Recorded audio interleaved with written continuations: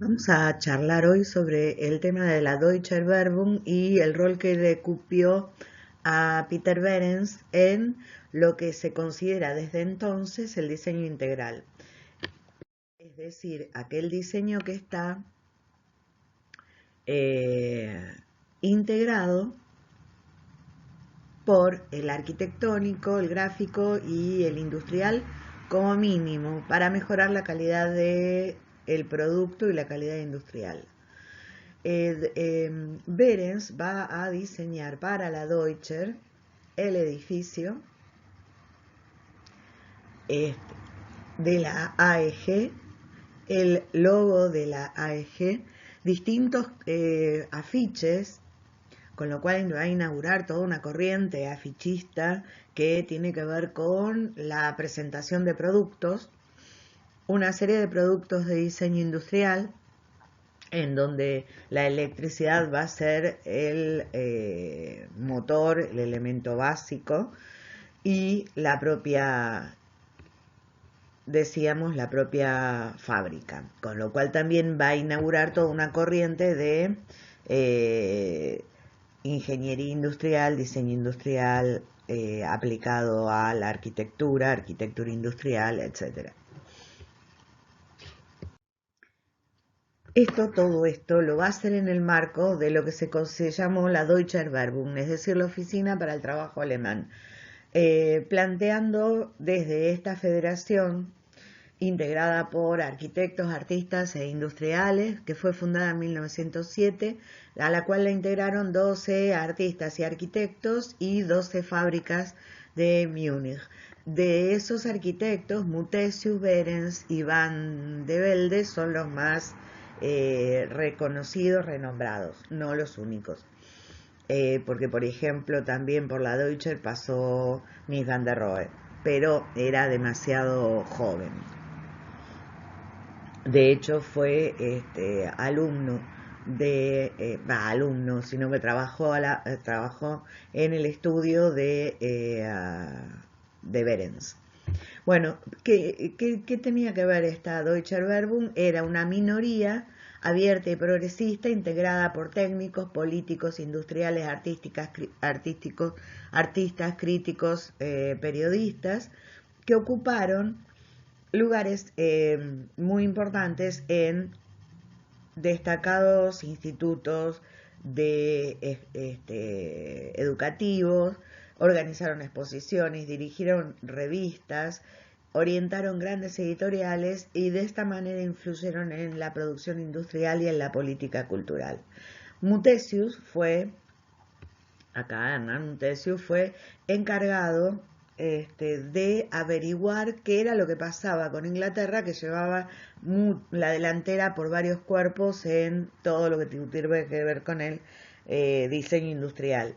Y lo delegaron como espía del buen gusto, ese fue su título, hacia Inglaterra. De Inglaterra, en realidad de Gran Bretaña, vino con la solución a todos los problemas. ¿Cuál era la solución? Era la educación.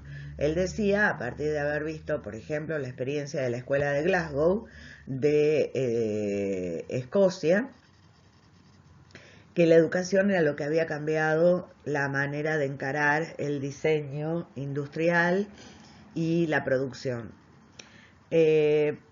A partir de esta cuestión de la Deutscher se desata una discusión muy interesante, dos bandos enfrentados, uno que plantea la estandarización y otro la libertad proyectual.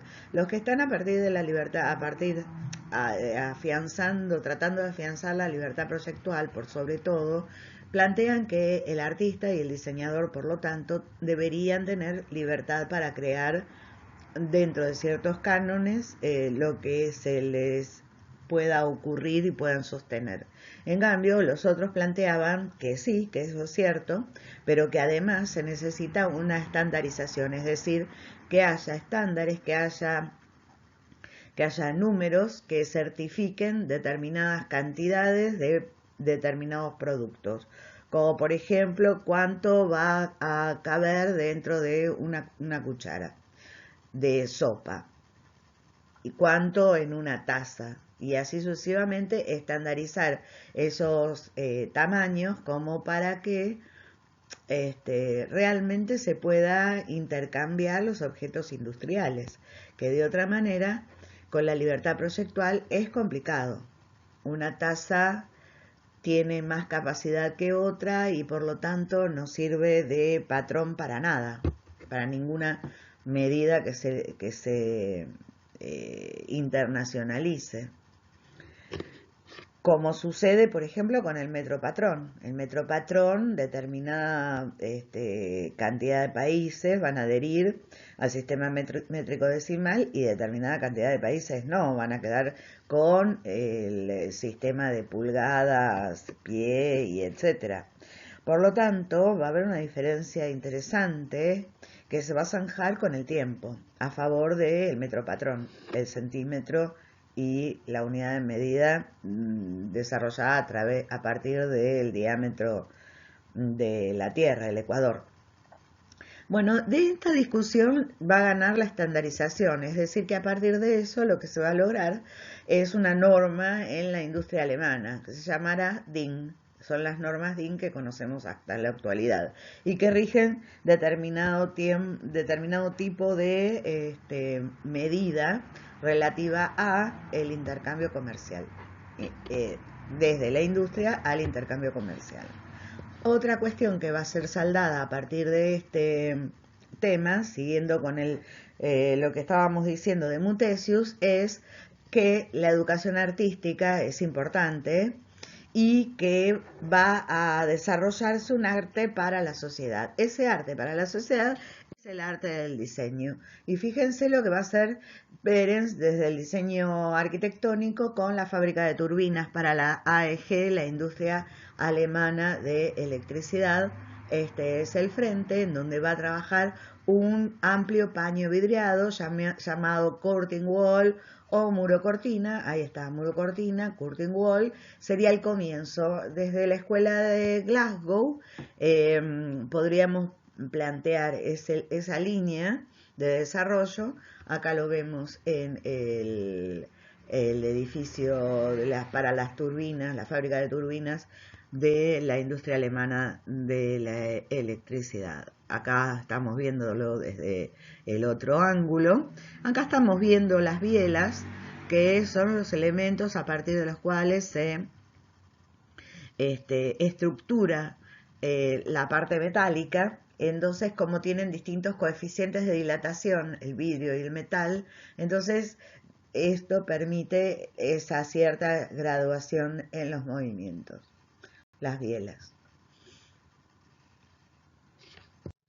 También en el frente tenemos determinadas cuestiones a partir de la geometrización, en este caso en arquitectura, que tiene que ver con el desarrollo geométrico del techo, con la forma geométrica del logo, el isologotipo. Recordemos que isologotipo es la suma de imagen y palabra y la tendencia es a que quede la imagen como sumamente pregnante y a partir de esa imagen esa imagen construya la empresa. Bueno, y fíjense cómo hace este tema, si bien es un edificio industrial, va a recuperar algunas cuestiones históricas, como por ejemplo pueden ser las dos columnas que sostienen un techo, un frontis, pero a su vez esas columnas están con unas uñas que determinan una cierta también norma en cuanto a el desarrollo vertical y también se matan los cantos con esta forma redondeada. Geometrizar para industrializar.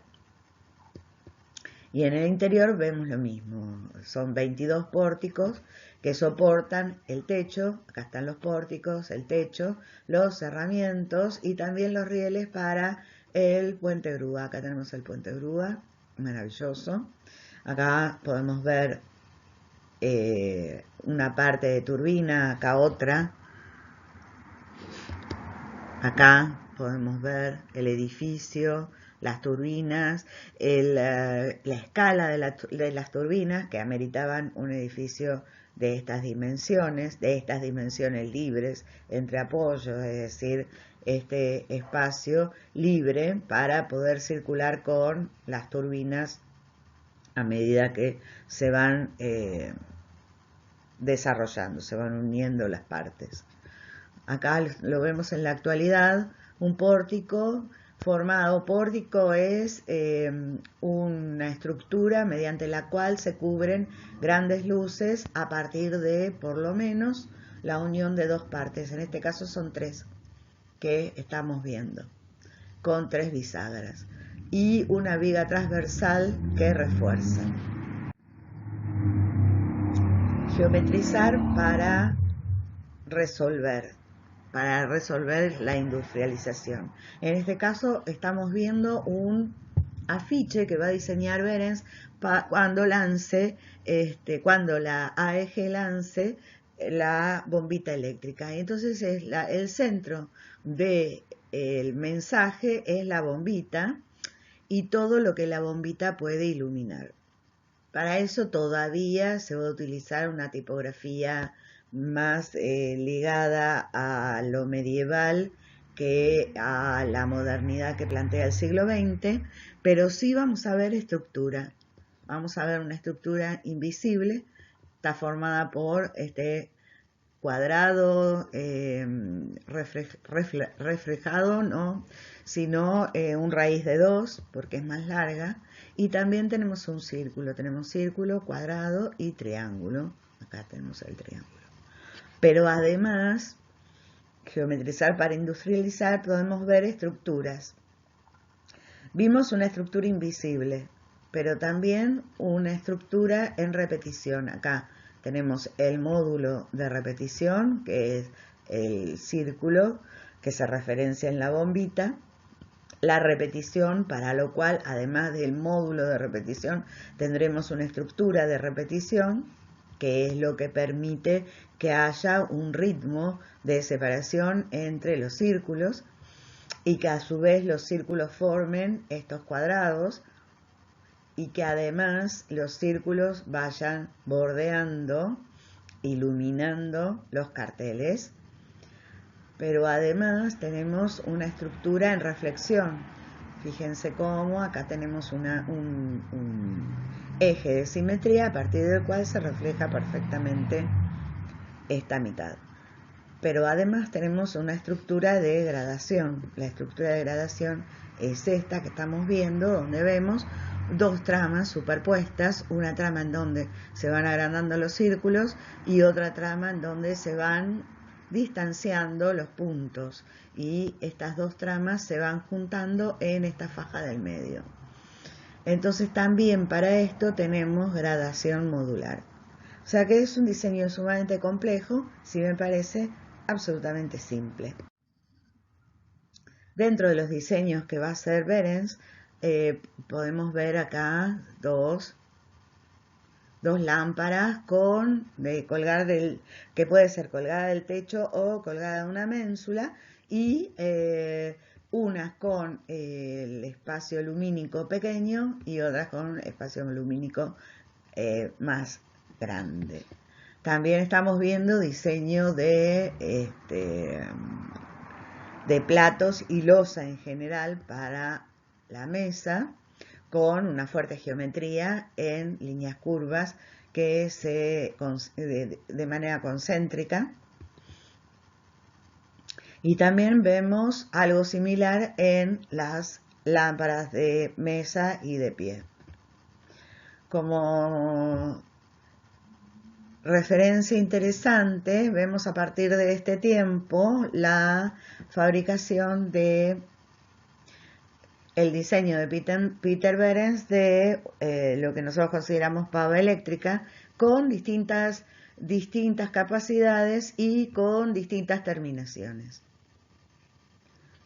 Acá estamos viendo una pava eléctrica en donde, si nos fijamos, tiene un trabajo muy particular en el enganche de la pieza principal con su manija, la manija que es volcable y que además la manija está forrada en tiento de cuero para que sirve de aislante térmico.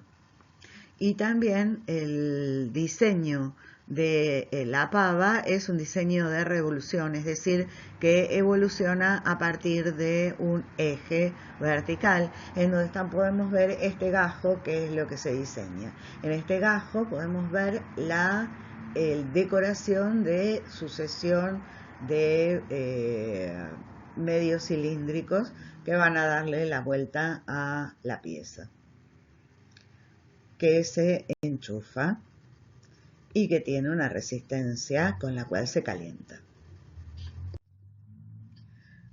¿Qué es lo que pasa con esta persona? Va a ser consultor artístico, Peter Behrens, de la AEG.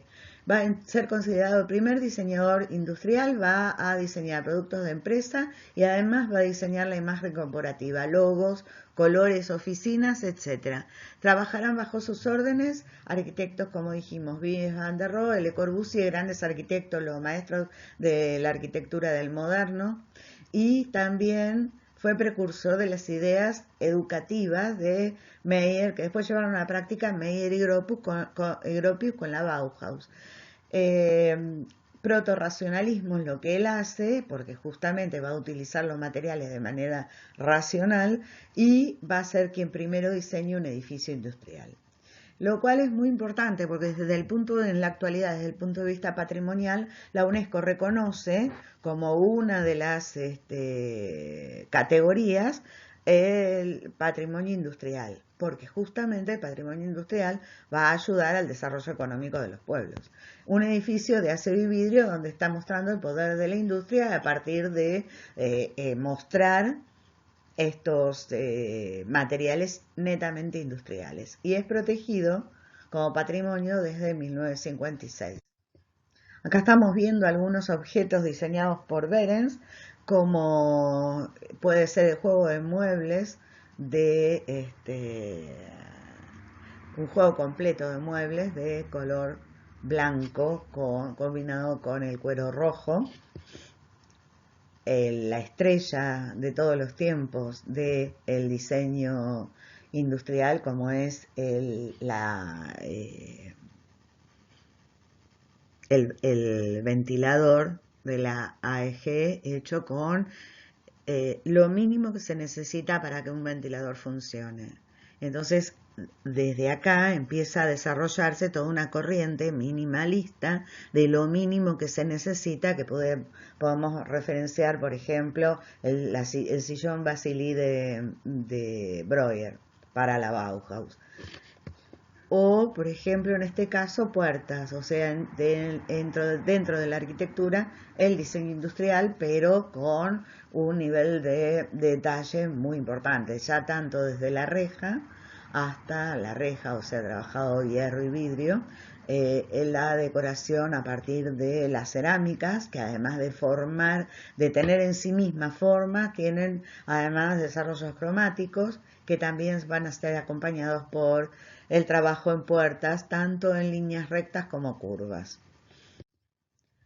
Juego de vajilla, en este caso de metal, para café y para té, lechera y azucarera. Juego de escritorio para el tintero. Este tintero va acá adentro. Juego de cubiertos del lado de la izquierda para pescado, con lo cual la forma va a colaborar, porque la forma curva y contracurva, característica del Art Nouveau, se ven en su esplendor en este juego de cubiertos, en donde además el diseño es arrastrado hasta el mango, cosa que sucede también acá. Fijémonos acá y acá, como el mismo diseño, con una adaptación, toma esta forma, abarcando la conexión entre el mango y el contenedor. Lo mismo sucede acá, y en este caso, como vemos que cambia el espacio de diseño, también cambiará el diseño en sí mismo. Acá se va a ir disminuyendo para adaptarse al espacio específico. Bueno, muchas gracias. Estas son las fuentes a las que recurrí, en muchos de los casos con las imágenes especialmente. Bueno, los dejo, suscríbanse a mi canal y nos seguimos viendo. Que sean felices. Gracias. Chau, chau.